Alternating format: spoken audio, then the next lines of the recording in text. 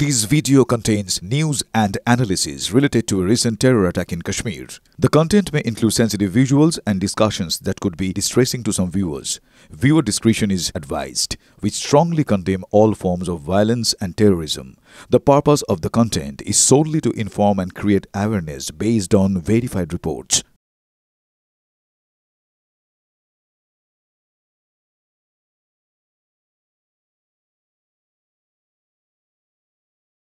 নমস্কার, দেখছেন টিভি9 বাংলা। আপনাদের সঙ্গে রয়েছি আমি শুভজিৎ মিত্র। আর এই মুহূর্তের একটা বড় খবরের দিকে নজর রাখতে হচ্ছে। অপারেশন সিঁদুরে 26 বীর জওয়ানকে সম্মান, বায়ুসেনার 13 অফিসারকে যুদ্ধ সেবা পদক, ভারত থেকে পাকিস্তানের 9টি জঙ্গি ঘাঁটিতে হামলা, বায়ুসেনার 9 পাইলটকে বীর চক্র সম্মান। আর এই মুহূর্তে সবথেকে বড় খবরের দিকে নজর রাখতে হচ্ছে। এবার কি অপারেশন সিঁদুর 2.0? পাক উস্কানি নিয়ে কড়া বার্তা বিদেশ মন্ত্রকের। বড় খবর এই মুহূর্তে, দুঃসাহস দেখালে চরম পস্তবে পাকিস্তান, বড় খেসারত দিতে হবে। অতীত স্মরণ করিয়ে হুঁশিয়ারি বিদেশ মন্ত্রকের তরফ থেকে।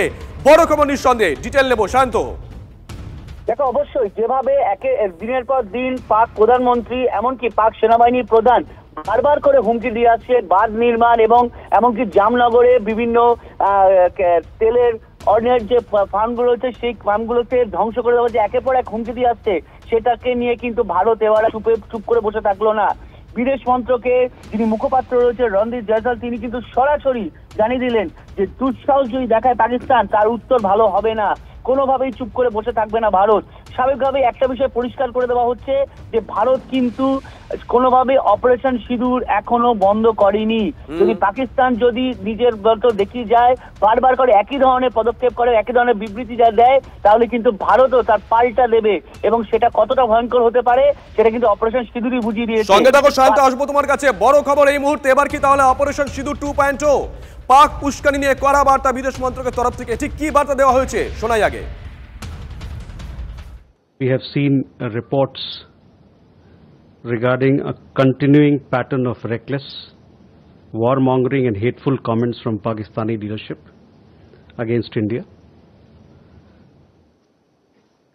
It is well known the known modus operandi of the Pakistani leadership to whip up anti-India rhetoric time and again to hide their own failures.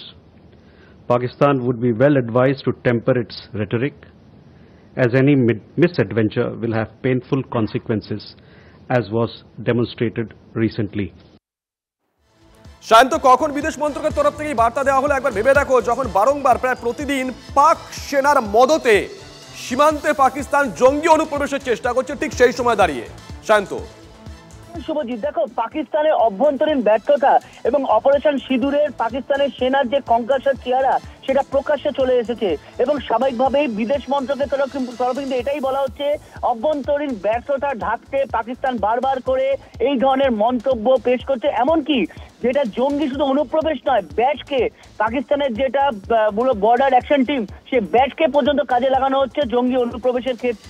স্বাভাবিকভাবেই বিদেশ মন্ত্রক কিন্তু একটা বিষয় পরিষ্কার করে দিচ্ছে, বা ধৈর্যের পরীক্ষা দিচ্ছে সবচেয়ে বড় বিষয়। আর ধৈর্যচ্যুতি ঘটলে কি হতে পারে সেটা কিন্তু অপারেশন সিঁদুরের সময় পাকিস্তান বুঝে গিয়েছে এবং সেই কারণে আজকে কিন্তু বিদেশ মন্ত্রকের যিনি মুখপাত্র, তিনি স্পষ্ট করে দিলেন যে পাকিস্তান নিজের অভ্যন্তরীণ ব্যর্থতা রাখতে এই ধরনের মন্তব্য করছে, এই ধরনের উস্কানিমূলক মন্তব্য করছে, যেটা কিন্তু ভারত কোনোভাবেই ভালোভাবে দেখছে না। আর যদি ভারতের কোনো ধৈর্যচ্যুতি ঘটে তাহলে কিন্তু সেটা কিন্তু বড় আকার নেবে। সেই শান্ত, সঙ্গে থাকা এই মুহূর্তে আমাদের সঙ্গে রয়েছে অবসরপ্রাপ্ত সেনাকর্তা কর্নেল দীপ্তাংশু চৌধুরী। কর্নেল চৌধুরী, শুভজিৎ রয়েছে, শান্ত লাইভ রিপোর্টিং করছিল আমাদের সহকর্মী। এই মুহূর্তের বড় খবরের দিকে নজর রাখছি আমরা। আপনি তো নিশ্চয়ই গোটা বিষয়টা জানেন এবং বিগত দিনে কি কি গতি প্রকৃতি বর্ডারে হয়েছে পুরোটাই আপনি নজরে রাখছেন। তাহলে কোথাও গিয়ে কি এবার অপারেশন সিঁদুর 2.0? শুভজিৎ, আমার মনে হয় পাকিস্তান নিজেদের ইতিহাস মাঝে মাঝে ভুলে যায়। তো ইতিহাসটা মনে করিয়ে দিতে হয়। 71-এ 93,000 লোককে হাঁটু গেড়ে কলকাতায় বসিয়ে দেওয়া হয়েছিল। এই পূর্বে যারা এখন মোল্লা মনির বলছে পূর্ব থেকে উনি নাকি আবার ভারতবর্ষের দিকে তাকাবেন, অ্যাটাক করতে পারেন, এই নানা রকম ভয় উনি দেখাচ্ছে। তাই ইতিহাসটা মনে বারবার রাখতে হবে। 65, 48, 1948, 1965, 1971, তারপর অপারেশন বিজয়, কার্গিল এবং অপারেশন সিন্দুর, যেটা 22 মিনিট পুরো বিশ্ব দেখেছে। যে 2025-এর ভারত কিরম ভাবে পাকিস্তানকে 22 মিনিটে হাঁটু গেড়িয়ে বসিয়ে দিতে পারে এবং 3 দিনের মধ্যে তাদের সারেন্ডার করতে হয়। আমি সারেন্ডার ওয়ার্ডটা আজ ইউজ করলাম, সারেন্ডার করতে হয়। তাই এর থেকে বেশি বাড়ানো উচিত নয়। বিদেশ মন্ত্রক এবং বিদেশ মন্ত্রী খুব সুকৌশলে জিনিসটা বলেছে, ইতিহাস তাদের মনে রাখতে হবে।